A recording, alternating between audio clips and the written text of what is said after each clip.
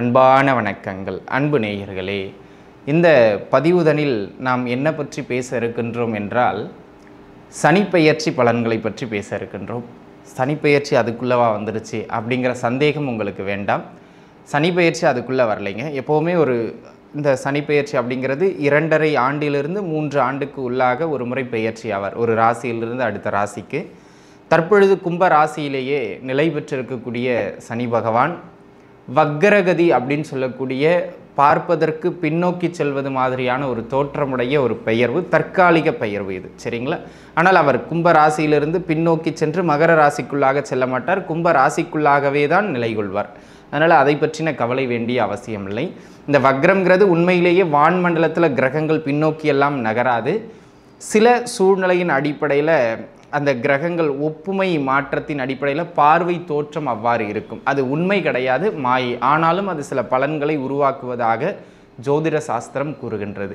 அதை தான் வக்ர நிலை. வக்ரம் என்றால் இயல்புக்கு மாறான, பின்னோக்கின் அர்த்தம் கிடையாது, இயல்புக்கு மாறான நகர்வு அப்படிங்கிறது அர்த்தம்ங்க. எப்போவுமே அந்த கடிகார திசையில், கடிகார முள்ளின் திசையில் சுழன்று கொண்டிருப்பது இயல்பு என்றால், அதற்கு மாறானது அதற்கு எதிர் திசையில் சுழல்வது. அதனால் அதனை வக்ரம் என்று கூறுவார்கள். ஆக இந்த வக்ர பெயர்ச்சி சனி பகவான் கும்ப வீட்டிற்குள்ளாகவே அடைகின்றார். இந்த வக்ரம் எப்பொழுது துவங்கும் அப்படின்னு கேட்டிங்கன்னா, சனி இப்போ கும்ப வீட்டில் இருக்காருங்க. சூரியன் இருக்கார் இல்லைங்களா, அந்த வீட்டிலிருந்து 5வது வீடு அது தொட்டு 9வது வீடு வரை, சூரியனுக்கு 5 முதல் 9 வரை குஜாதி ஐவர்கள்னு சொல்லக்கூடிய குருவானாலும் சரி, சனியானாலும் சரி, இவங்க செவ்வாயானாலும் சரி, எந்த ஒரு கிரகங்களும் அந்த 5லிருந்து 9க்குள்ளாக செல்லுகின்ற பொழுது வக்ர நிலையை பெறுவார்கள். இதில் புதனும் சுக்கிரனும் முக்கூட்டு கிரகங்கள்ங்கிறதுனால அவங்க வக்ரம் பெற மாட்டார்கள் அந்த 5 to 9க்கு இடையில். ஏன்னா அவங்களால போகவே முடியாது.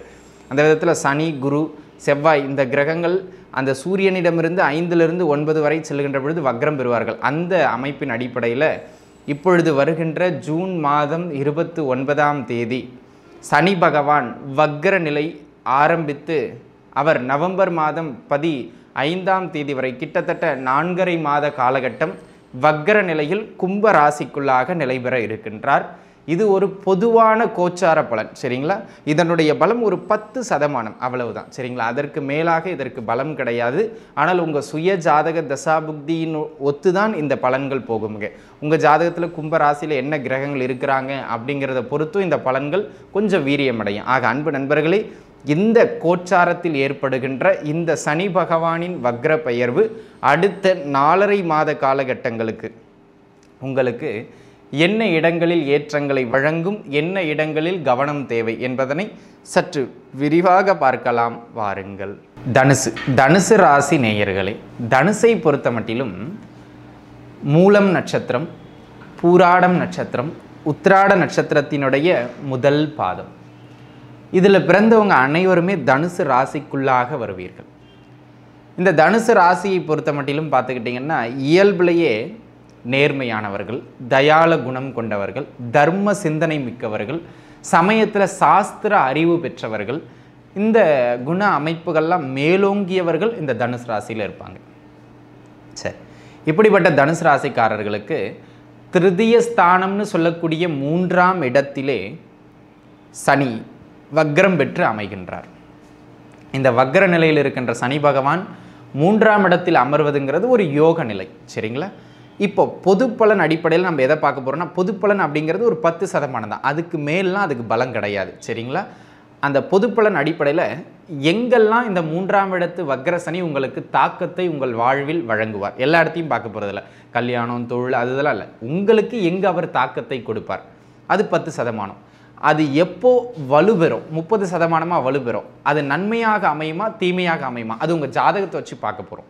முதல்ல அது எங்கெல்லாம் தாக்கம் கொடுக்கும்னு பார்த்துருவோம்.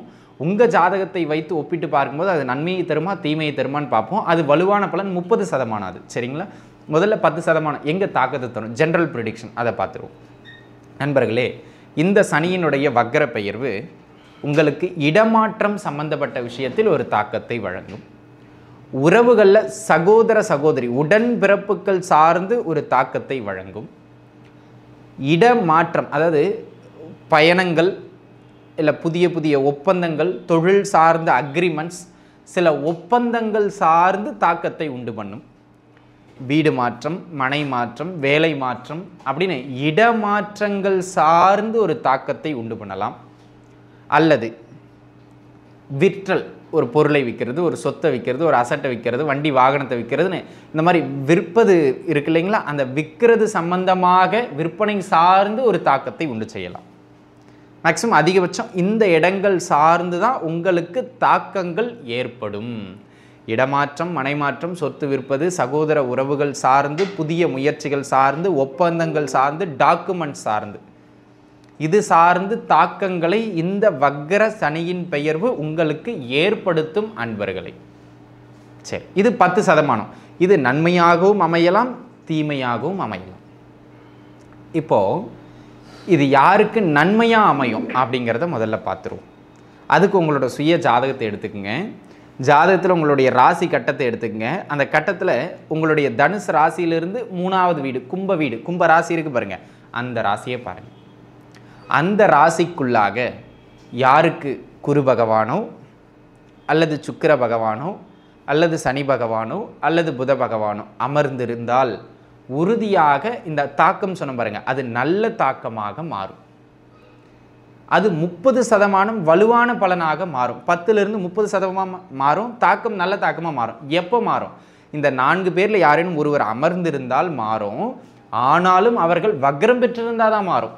இப்போ குரு அமர்ந்துட்டார், 10% தான், அது தாக்கம் தான், பெரிய தாக்கம்னு சொல்ல முடியாது. ஆனால் அதே குரு வக்ரம் பெற்றுட்டார், அது 30% உறுதியாக நன்மையை செய்யும். அது நன்மையான தாக்கமாக தான் அமையும். அதில் மாற்று கருத்தே கிடையாது. சரிங்க, இப்போ குருவோ சுக்கரனோ புதனோ அல்லது சனியோ அங்கே வக்ரம் பெற்றுட்டாங்க.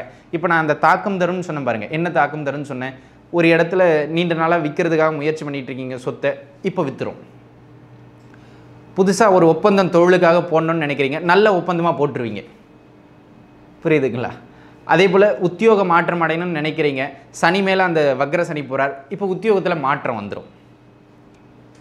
நீண்ட நாளாக சகோதர சகோதரி உறவுகள் கிட்ட பேச்சுவார்த்தை இல்லாமல் இருந்தது, ஏதோ ஒரு தொடர்பு பிரச்சனை அப்படின்னு போயிடுச்சு. இப்போ சுக்கிரன் மேலேயோ குரு மேலேயோ இந்த கோச்சாரத்தில் வக்ர சனி போகிறார், அந்த வக்ர குரு மேலேயோ வக்ர சுக்கிரன் மேலேயோ இப்போ அந்த உறவுகள் மீண்டும் கான்டாக்டுக்குள்ளே வந்துடுவாங்க. புரியுதுங்களா? லாஜிக் இதுதான். அப்போது இந்த தாக்கம்னு சொன்னோம், அது உங்கள் ஜாதகத்தில் இந்த இடத்துல அமைஞ்சது, இப்படி அமைஞ்சதுன்னு சொன்னால் உறுதியாக அது நன்மையாக அமையும். அது 30%. இப்போ நம்ம கவனத்தில் கொண்டு வரணும். 10%ங்கிற போது நம்மளுக்கு அது தூசு மாதிரி பெருசாக தெரியாது, வெளியில் தெரியாது. ஆனால் 30%ங்கிற போது உறுதியாக வெளியில் தெரியும். அப்போது உங்களுக்கு இது நன்மையான வக்ர பெயர்வாக அமையும் இந்த இடங்கள்ல. சரிங்களா? சரி, இப்போ நல்ல தசாபுக்தியும் நடக்குதுங்க. இந்த பலன்கள் மிக தூக்கலாக அமையும். அது என்னங்க மிக தூக்கலாக அமையும்? ஒப்பந்தம் போட்டு தொழிலை ஸ்டார்ட் பண்ணி பட்டை கிளப்பிட்டு போயிடுவீங்க. சொத்துக்களை விற்றுட்டு அடுத்த இடத்துல நல்ல சொத்துல இன்வெஸ்ட் பண்ணிடுவீங்க. புரியுதுங்களா? அது வலுவான பலனாக அமைஞ்சிடும். சரிங்களா? அப்போ நன்மை உறுதி அப்படிங்கிறதுல மாற்றம் கிடையாது. சரிங்க ஐயா. எப்போ இது எதிர்மறையான பலன்களை வழங்கும்? இப்போ அது ஒரு விஷயம் இருக்குது. சரிங்களா? தாக்கம் 10%, அது எப்போ வலுவடைஞ்சு 30%மாக மாறும், அது எப்போ எதிர்மறை தாக்கமாக மாறும் அப்படிங்கிறத பார்த்துருவோம். அதே கும்ப வீட்டில் யாருக்கெல்லாம் ராகுவோ அல்லது கேதுவோ அல்லது சூரியனோ அல்லது வக்ரம் பெற்ற நிலையில் இருக்கின்ற செவ்வாயோ, இந்த 4 பேரில் யாரேனும் ஒருவரோ ஒன்றுக்கு மேற்பட்டவர்களாக இருந்தாங்கன்னா இன்னும் கொடுமை. சரிங்களா? உறுதியாக அது தீமையை தான் செய்யும். இப்போ பாருங்கள், செவ்வாய் வக்ரம் பெற்ற செவ்வாயின் மேலே இப்போ சனி வக்ரம் பெற்று போகிறாருன்னு வைங்க, நிலத்தை விற்பீங்க, இடத்த விற்பீங்க, வண்டியை விற்பீங்க, பொருளை விற்பீங்க, அநியாய ரேட்டுக்கு விற்பீங்க. 10 லட்ச ரூபா பொருள் 9 லட்ச ரூபாய்க்கு விற்கிற மாதிரி இருக்கும், நட்டப்பட்டு விற்கிற மாதிரி இருக்கும். இல்லை விற்ற உடனே கடன் அடைக்கிறதுக்காக அந்த பணம் போயிடும், வேறு வழி இல்லைன்னு ஒரு நெருக்கடியின் பேரில் விற்க வேண்டியதாக இருக்கும். புரியுதுன்னு நினைக்கிறேன். அந்த மாதிரி இப்போ அதே கேது மேலே அங்கே வக்ரம் பெற்ற சனி போகிறாருங்க அப்படின்னு வச்சுக்கோ, டாக்குமெண்ட் போடுவீங்க, தொழில் சார்ந்து ஒப்பந்தம் போடுவீங்க, அதில் ஏதாவது மிஸ்டேக் இருக்கும், பிரச்சனை ஆயிரும். ரிஜிஸ்ட்ரேஷன் பண்ணுவீங்க, இடத்த வாங்கி, சொத்து டாக்குமெண்ட்டில் பிரச்சனை வந்துடும். புரியுதுங்களா? அதே வக்ரம் பெற்ற செவ்வாயின் மேலே சனி வக்ரம் பெற்று போவார், இப்போ தான் பங்காளி சண்டை வந்துடும். உங்களுக்கு புரியுதுன்னு நினைக்கிறேன். அந்த மாதிரியான அமைப்புகளில் 3ஆம் இடம் சார்ந்த தொந்தரவுகள் இந்த காலகட்டத்தில் உங்களுக்கு உறுதியாக நடக்கும். இது 30%. சரிங்களா? அதில் மாற்றுக்கிறதே கிடையாது. அப்போது இப்போ தசாபுக்தியும் ஒரு வேளை எதிர்மறையாக இருக்குங்க. 6ஆம் அதிபதியின் தசை, 8ஆம் அதிபதியின் தசை, அவயோக தசைகள் இந்த மாதிரி நடக்கின்ற பொழுது அந்த தீமையின் அளவு இன்னும் அதிகரிச்சிடும். அப்போ நம்ம அதை கவனத்தில் கொண்டு தான் ஆகணும். அதை மாற்ற முடியாது. இப்படி ஆயிடுச்சுங்க சார், என்ன பண்ணுறது? அப்போது இந்த காலகட்டத்தில் போய் ரிஜிஸ்ட்ரேஷன் பண்ணாமல் இருக்கிறது, இந்த காலகட்டத்தில் புது ஒப்பந்தங்கள் போடாமல் இருக்கிறது, இந்த காலகட்டத்தில் சகோதர உறவுகளோட வம்பிழுக்காமல் இருக்கிறது, இதெல்லாம் முடிஞ்ச வரைக்கும் தற்காத்துக்கிறதுக்கு என்ன செய்யணுமோ அதை வாழ்வியலில் கொண்டு வந்துடணும். இதான் பரிகாரம். இதை தாண்டி தெய்வ பலம் நமக்கு தேவை. அப்படி இருக்கின்ற பொழுது தேய்பிரையில் வருகின்ற சனிக்கிழமைகள் தோறும் காலபைரவ பெருமானை இறுக பிடிப்பது நன்மை. ஆக அன்பு நண்பர்களே, தனுசு ராசிக்காரர்களை பொறுத்த மட்டிலும் இந்த அமைப்பு நிச்சயம் உங்களுக்கு பயனுள்ளதாக அமைந்திருக்கும் அப்படின்னு நான் நம்புகிறேன். மீண்டும் இன்னொரு நல்ல பதிவில் உங்கள் அனைவரையும் வந்து சந்திக்கின்றேன். அதுவரை உங்களிடமிருந்து விடைபெறுவது உங்கள் ஜோதிடர் யோகி ஜெயப்பிரகாஷ். நன்றி, வணக்கம்.